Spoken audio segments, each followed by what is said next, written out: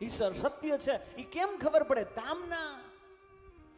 જેમ સપનું જોતા હોય અને છેલ્લે હકીકત ખબર પડે, સપનું ઉડી જાય અને પછી ખબર પડે કે ના ના ના હું તો સપનું જોતો હતો. એમ મારા વાલા, આ સંસારમાં જે જીવી છે ને એ સપનું જ છે, સાચું કાંઈ છે જ નહીં. સાચું લાગે છે પણ ખબર પડે દામના સ્વેન સદા નિરસ્ત. પછી જો સપનું ઉડી જાય ને, આમ જાગી જાય ને, પછી ખબર પડે. કારણ કે સપને હોય ભિખારી નૃપ, રાજા રંગપતિ હોય, જાગે લાભ હાનિ ન કછું, ધીમી પ્રપંચ જીમી જોય.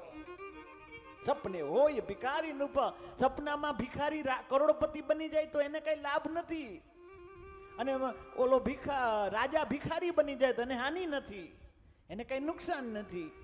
પણ સપનું જાગી જાય, એમ જાગવાની જરૂર છે મારા વાલા. આ જગાડે ભાગવત, ખબર પડે કે આ તો મિથ્યા છે, જગત મિથ્યા.